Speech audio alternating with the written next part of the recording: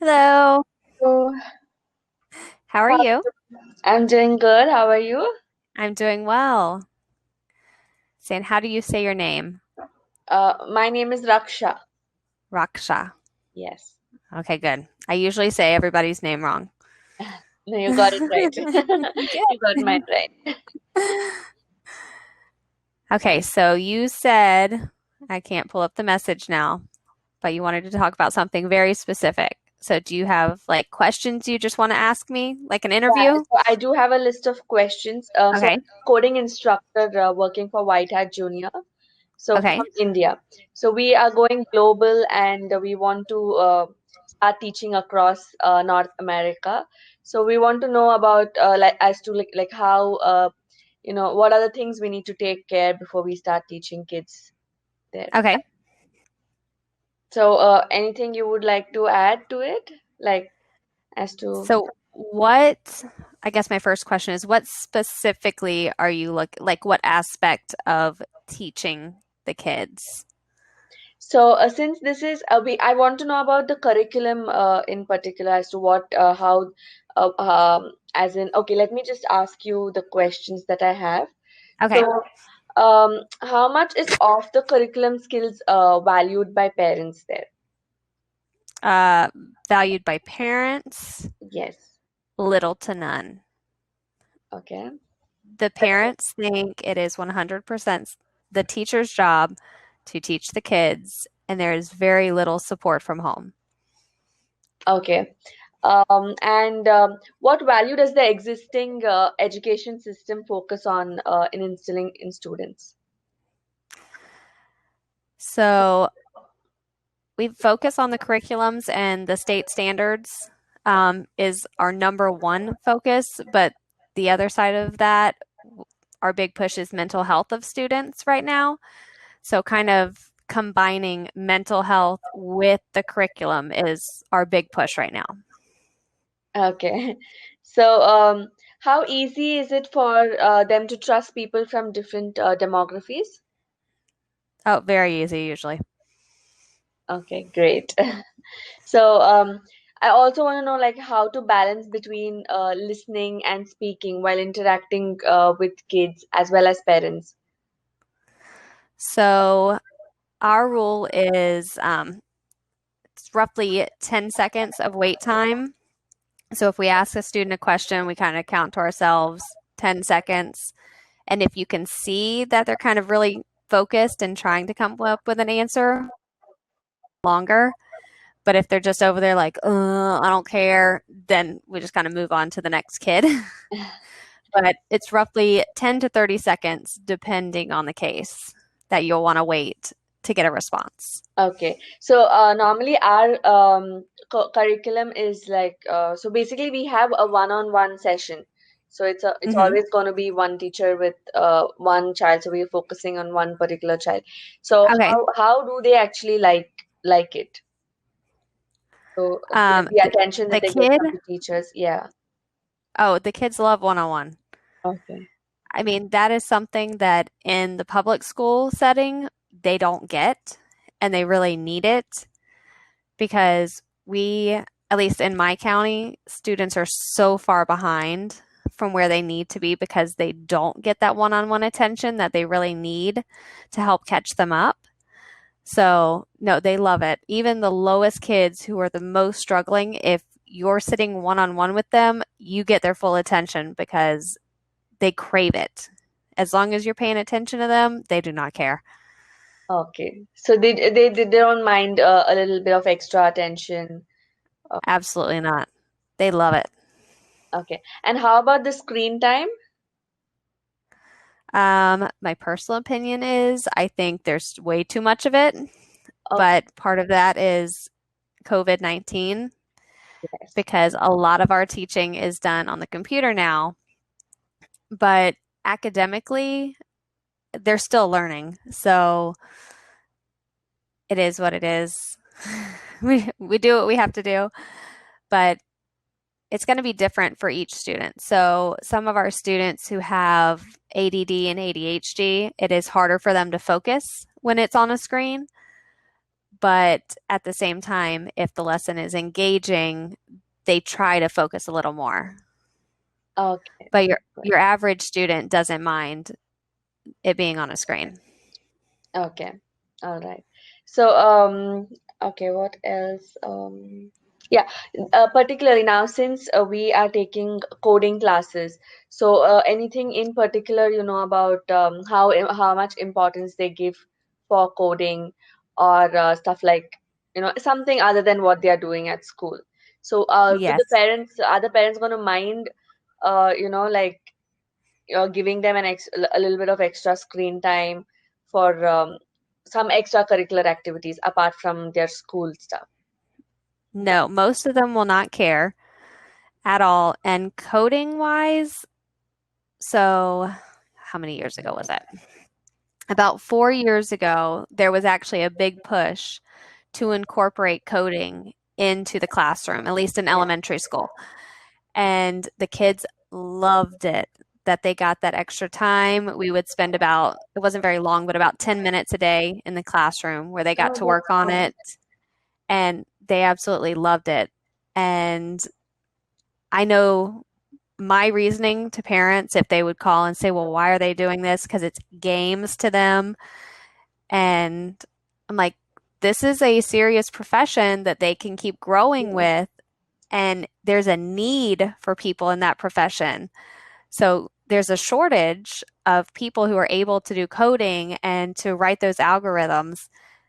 So it's like your kid could be very successful in the future if they continued with these games, as they were calling them. So we were able to kind of justify it as this can really help them in the future. If they enjoy themselves, this could be a career down the road. Right, right. Yeah. So, will they have now? Suppose we work like we give them a free trial class, and then Hmm. normally we ask our sales representative to get in touch with them regarding whether they want to enroll to the course. So, are they going to mind calls from sales representatives, or will they be entertained in the first place? Are you calling the schools or Parents, individual parents, parents? individual parents. Um, you're going to have a mix. Some will care, some won't care. Okay. So, yeah, I can't say one way or the other because I know if I have random numbers call me, I don't answer. Yeah. But if they leave a voicemail, I will listen to it and call back. So if you are doing call outs, make sure y'all leave messages because I know a lot of Americans don't like to answer numbers we don't know. Okay. So, So, and a lot of times it's important things that are calling, but they don't leave a message. And we're like, well, I guess it wasn't that important because they didn't leave a message. So, definitely have a message. okay. And how important is right currently in the current situation? So how important is coding for them in school? So are they being assessed, or do they have like regular assessment tests and stuff like that? They have way too many assessments all the time. Okay, So, I know just the first week of school, the average student in middle school took one, two, three, four, five, six, 7 different assessments just in the first week of school. okay. So how about the accent? So do they normally understand, like for example the way I'm talking right now? So is it something that the kids understand, or should I work on it? So what would you Um, advise? Same thing. You're going to have kids who understand just fine, and you're going to have students who are going to look at you like, what is this lady saying? Yes. And it really depends on what part of the United States you're talking to. Okay, so Because so a lot of the states, like in the middle of the United States, they don't have strong accents. Like some other parts, like where I live, a lot of people are very southern and they're going to talk like this and say y'all, and that's how they talk. so So how do those you what do you suggest me, like how can I get better with the accent. So suppose I'm focusing on considering the larger audience where I will have to talk to people with an accent. Um, just continue to practice and talk slower because, Slower. Okay. especially, yes. So those that talk like I was just doing, they don't understand very quickly. So if you Okay. talk slower, they'll understand better. Okay. But if you're talking to someone from up north, they have thick accents too that are completely different, but they talk very fast and they understand very fast. So you'll be fine with them. Okay. But if you're talking to people from Florida, Alabama, Georgia, Louisiana, all the southern states, talk slow. Okay. Everywhere else, you should be fine. Okay. All right. So,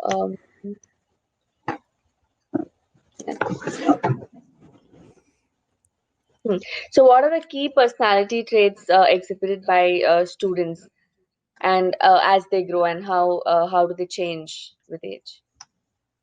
Um, the younger students are very eager and want to learn, and they're people pleasers. So, whatever you ask them to do, they want to do it. They want to make you happy. And then as they get older, all of that goes away. So, they don't want to please you, they don't care about anything, and they don't even care about pleasing themselves. It's bad here in the United States. So I teach seventh graders currently. I've taught That's nice. kindergarten through seventh grade, and my kindergartners, they will do. If I ask them to hop up and down for 30 minutes, they're gonna hop. If I ask my seventh grader to hop for 2 seconds, they're gonna look at me and say, "You've lost your mind. I'm gonna go sit down." So they don't care. If it's something they like, they're gonna do it. If it's something they don't like, they have no interest in doing it unless there's some kind of reward for it. Okay. So they will work for a reward.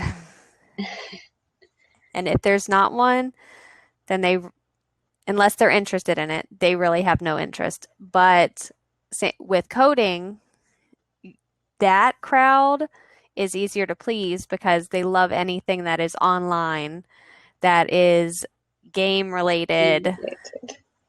They like those things.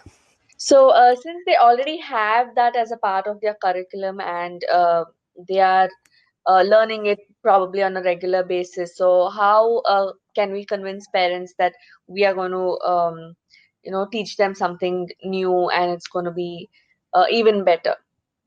So, So what not exactly are we supposed to focus on? so not all students have it. So it depends on what courses they have decided to take when it comes to middle and high school. So I know at my school we have classes that focus towards engineering and coding and that end, but then there's students who aren't in those classes. They're in an ag program and they Oh, do agriculture.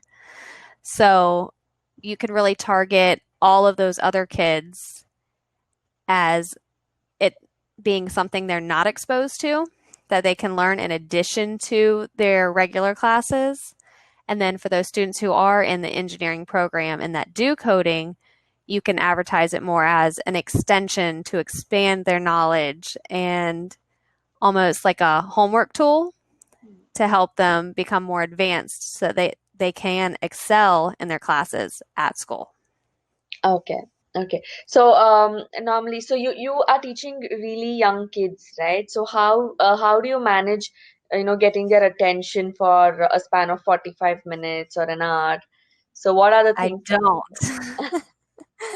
I do not try to keep their attention for more than 20 minutes because you just can't. right, that's So, very true, yes. yeah, we basically everything in my class is set up in stations. So we'll do one activity for 20 minutes and then we move on to another activity. We don't do anything for more than 20 minutes. And if it's something that needs more than 20 minutes, I break it up. So we might do 20 minutes at the beginning of class and then do other activities and then come back to it at the end of class. Okay. So have you tried teaching kids online? apart from school? Yes, so my current classes, I actually have split. It's called a blended classroom. So I have students who are online and I have students in my classroom. Okay, so how are you managing with that? So teaching them online and Not well. because it's really difficult to get hold of yeah, so I really want to know how you're managing with that. So they are supposed to log into my class every day and they are supposed to do the assignments given and participate in class like the other students and unmute themselves and talk, and they don't. They log on, they mute their mics, and then they walk away, and that's the end of that. And then they start emailing me wondering why they're failing my class. And I'm like, you've done nothing. You have to do something. So a lot of the ones that are doing remote learning, it's definitely been a challenge, but they follow the same, they're supposed to follow the same format of the 20-minute blocks. And Okay, they're supposed to participate and they're in a Google Meet like this so they can see me, but they have no motivation, they have no desire to do anything. And so that's definitely been hard, but they have a computer program that they get on for 20 minutes in my class, and it has those rewards built in. It has games built in after they do academics. But other than that program, they'll do that, but they won't do anything else. right. So so parents are never going to get involved in the assignments or like when you call them for some help regarding okay, the child has to complete certain activities. So how do the parents normally react to that? They make excuses Okay. for everything. So, and it's different in other countries, but one of the biggest issues I've seen in education since I've been teaching is that parents they don't take the teacher's word. They always trust their child, whatever the kid says, and they make excuses when the child doesn't do something, which is very different from when I was in school. Because when I was in school, if my teacher called, I went and hid because my butt was in trouble. And Yes, now, yes. if I say, oh, well, they didn't do an assignment, then there's excuses. Oh, well, they didn't know where to find it. We've been in school 8 weeks and it's in the exact same spot it was the first week. So why did we make it to week 8? And you're just now telling me you don't know where to find it. That's that's Uh, called lazy. That's not you're not paying attention. I've said it over and over again, but they make excuses. Oh, they don't know where to find it. Oh, they didn't know how to do it. Oh, they didn't know this. And every time I tell them if they pay attention in class, they would know all of these things. But they don't. It's all excuses. And then they want us to accommodate everything. Oh, well, they didn't do it. Will you take it late? No, I will not. And then they think that's being mean. And I'm like, some of these kids are 12 years old. Well, here, 18 is an adult. So I tell them, I'm like, your child is over halfway to adulthood. They have to take responsibility at some point and they have to be held accountable. And the reality of the world is there's deadlines, okay? Whether it's an assignment due or it's a bill that's due so your power doesn't get shut off. They have to learn that. But it's all excuses all the time. So how has it been for how long have you been teaching? This is my ninth year. Oh, that's great. That's great. So Yes. how do you consider teaching and what do you feel about you've been teaching for 9 years, so that's really long. So I'm sure you must be in love with your profession. Yes, I do. I love it. I love the kids. I love watching them learn. I've I don't like the parents. I, but I don't do it for the parents. I just have to deal with them. But everybody says, well, do you like it? Yes. What don't you like about your job? The parents. I If they're a concerned parent who wants to help their child and holds their child accountable, we're on the same page. But those parents who just make excuses, I don't have time for it. No.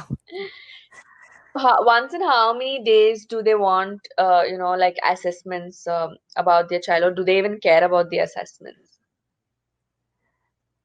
They don't care about the assessments. All they care about is did they pass at the end. They don't care about Okay. the purpose of the assessment. Where when I give you an assessment, I analyze it. I want to know exactly what didn't they get, why didn't they get it, and how can we fix it. And all they care about is did they make an A? And it's like there's it's so much more to it than did you make an Right. A? Yes. But no, all they want is their kid to pass, and they want them to pass without actually doing any work. Okay. So it's definitely an issue. So, what modes of gratification works best for the kids here? Games, they love games, and they really will work for any type of reward on the computer. So we have one program that I thought the reward at the end was very stupid, honestly. And I thought this is going to motivate kids. And I've never seen them more motivated to do social studies in my entire life than earning coins to build a rat cage. So, but every time they finish something and they do well, they get coins and they can buy different things to go in a rodent's cage for their rat. And I thought that is so stupid, but they work their butt off to earn coins to decorate a rodent's cage. So, if you think it's dumb, they'll probably work for it. So how? See, I know. Yeah. Go Go ahead. No, no, no. Finish it. It's okay. The boys, so gearing things towards um, I know we have like what 8 different genders here in the United States now, but gearing things more towards female versus male is also a good idea if they can choose which they want to go with. Not choosing for them because we do have a lot of girls who associate with the opposite sex. But the boys love things that are cars and racing and things like that. And then there's the girls who want more of the um, like beauty parlor with hair and makeup and shopping and things like that. So letting them choose is also a good option because they like to have choices. Okay. All right. How about in general? So the reading and when it comes to, so we will obviously start with block commands, and there's not much of reading to do in the first few classes because Hmm. it's mostly pictorial, so they get to know what it is. So Okay. eventually, when we move to JavaScripts, there are a few bigger commands which they'll have to read. So how about the reading? You're going to have those that are very good in reading and will comprehend every bit of it very quickly. And then you will have those who need it to be broken down a little farther for them. Okay. So having the option for it to read it to them would be something that I would add because a lot of students they can comprehend it and they can come up with fabulous ideas, but they just can't read the words. So having the option for them to either read it or have that information read to them would be very beneficial. Okay. So do they even practice writing?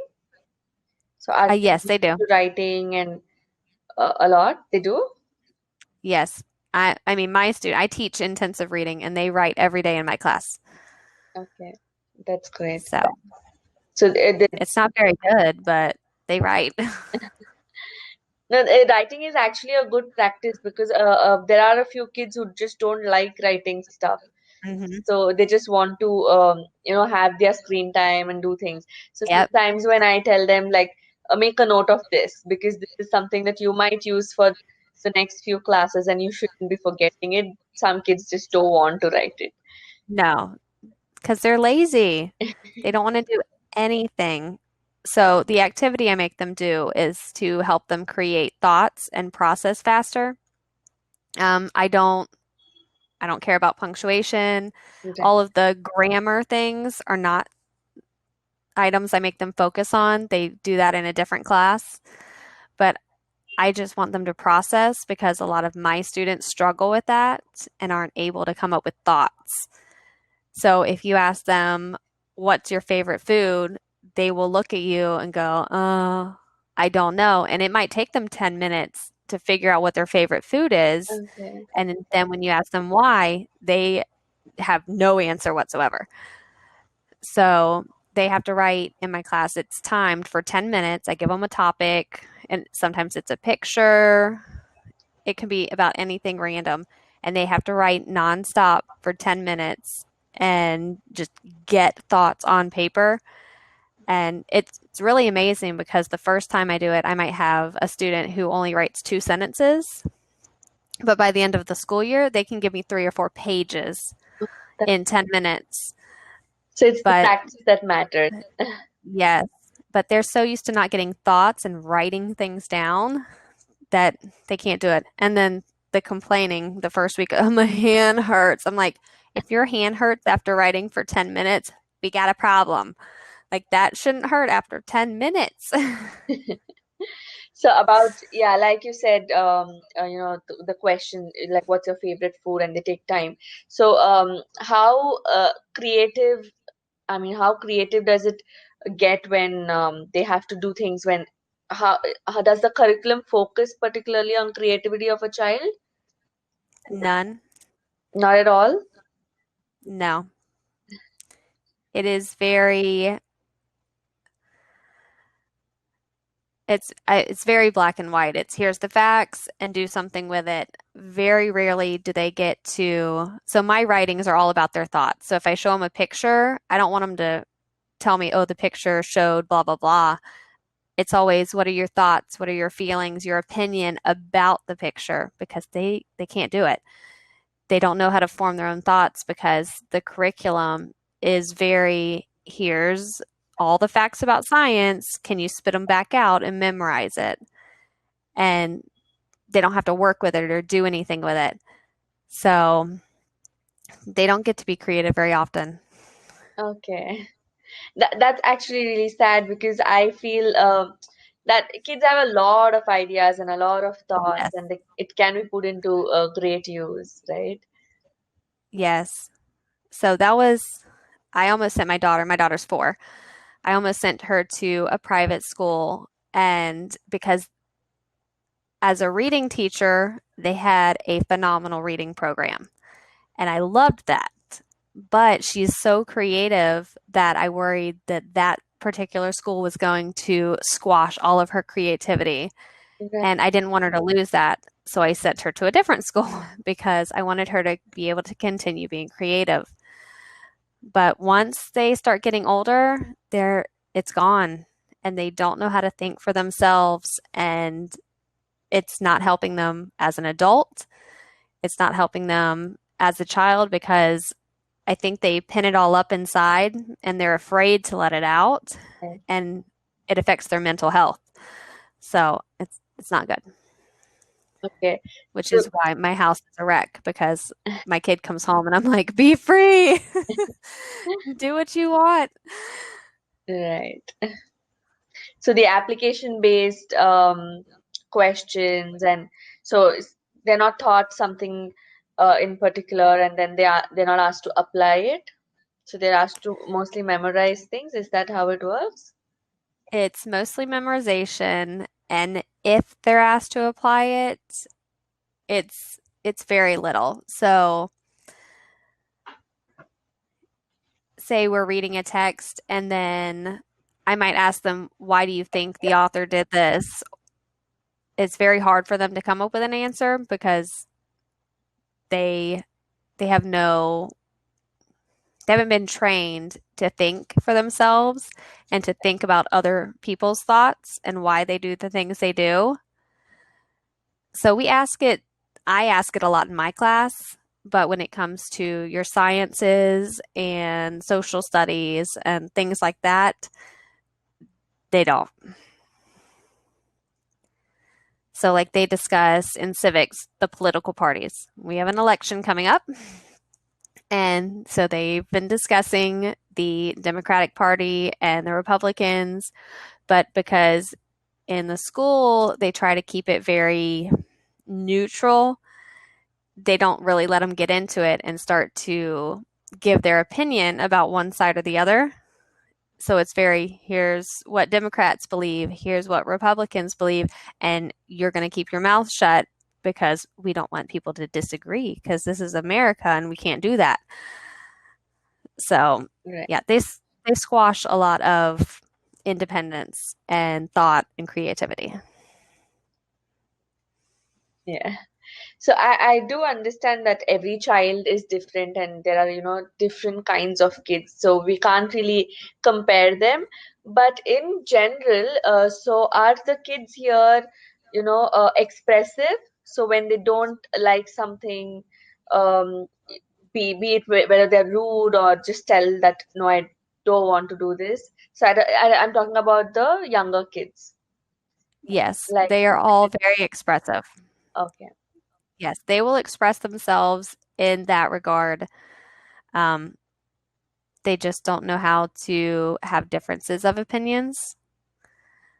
So then it becomes, I don't know if you've watched any of the news about anything happening in the United States with riots and all that, Yes, yes.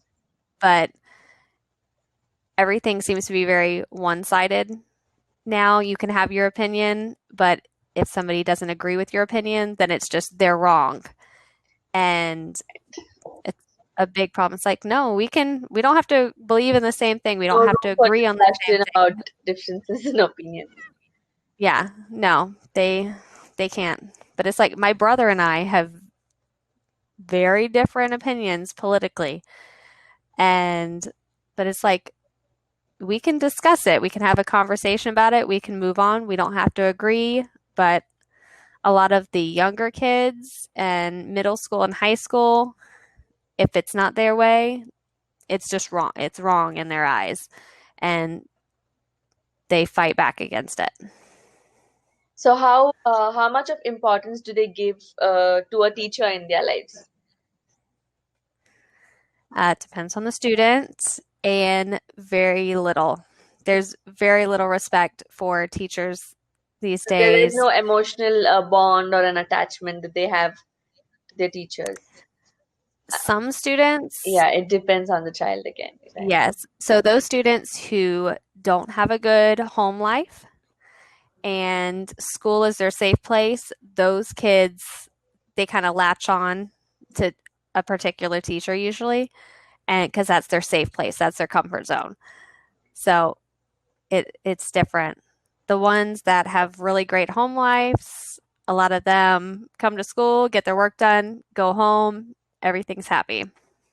Okay. Then you've got the others who they come to school, they act like they don't want to be there, and they fight you against being there. But once you have that breakthrough with them, they love you and they don't want to be anywhere else. Yeah. So like you said, one-on-one sessions are going to be really great with kids of that sort who where you give them a complete attention and Yes. yes. Yes, that will register with all of them because all of the kids love attention. They crave it. Even if they have it at home from their parents, they still want it from somebody else. Right. So, anything else you would like to advise me on? Let's see. You've asked a lot of good questions. So, we talked about the incentives and rewards. Definitely make sure it's engaging in some way Okay. So, what are the because, things that you follow to engage them? So, like you said, um, the activities split it into 20 minutes. yes. So anything that they can do. So if you're speaking to them like this, having some kind of graphic, anything they can manipulate, Right. and make it more hands-on, that's going to engage them because a lot of them have ADD and ADHD and they need to be doing something all the time. Even with the 20 minutes, I have a lot of students who 20 minutes is still too much. They need to be listening to music and doing their work and playing with a fidget spinner all at the same time to be So able to rather focus. than me demonstrating what has to be done, to let them try on their own. So that would be a Yes, good thing to do. absolutely. Yeah, so if you can like quickly explain it to them in a minute or two and then turn it over to them and let them work on it, definitely. So, how our curriculum is structured is we try to turn over all of the learning to the students so that they're more involved and engaged and we're doing less.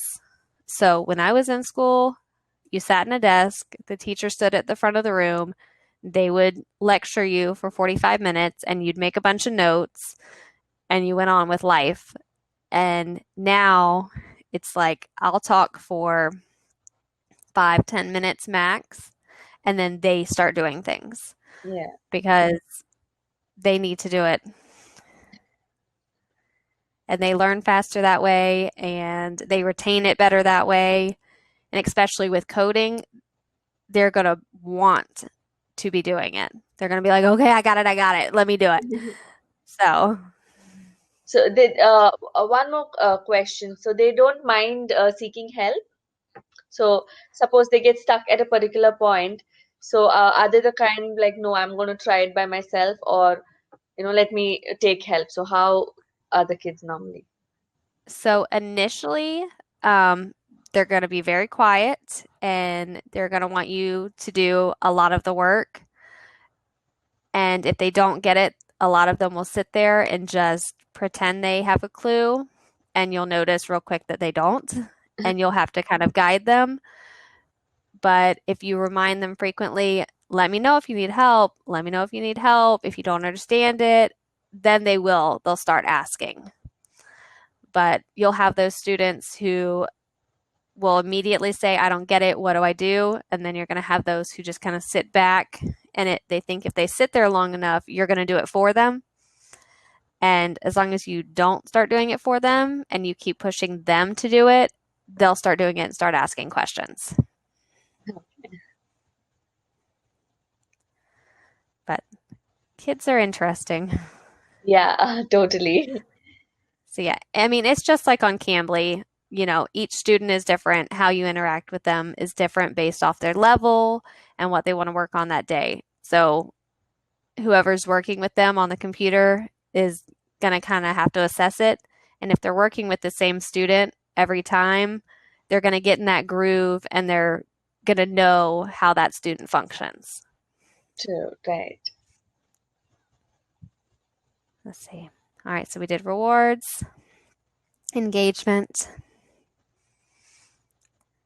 the parents. Once you get a parent on board, then you're golden Huh. because if you get them on your side, they'll start pushing the student as well, and they're going to be harder to win over than a kid.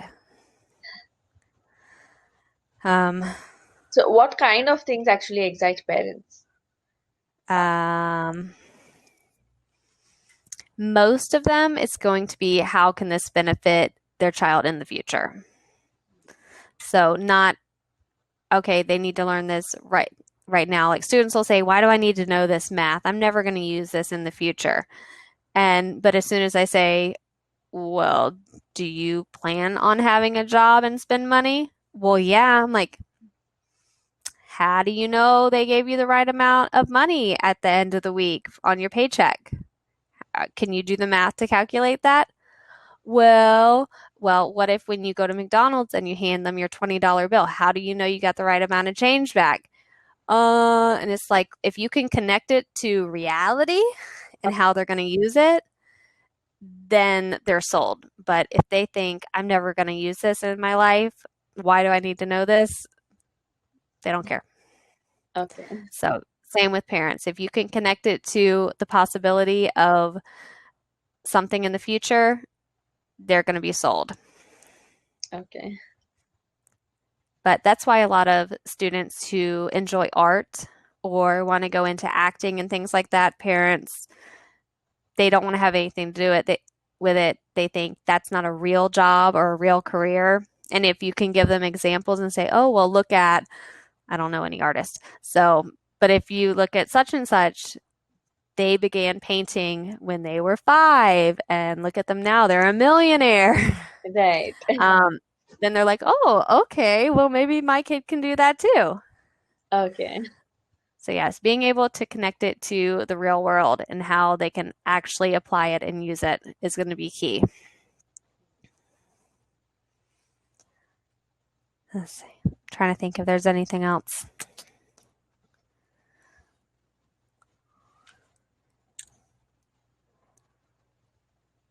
See, I think those are all the main things.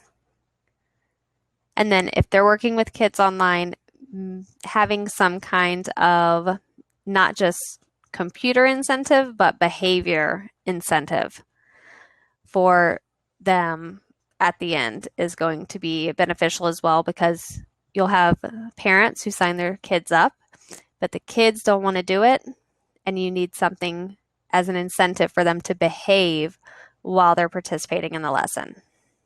Right. Yes, that's very important.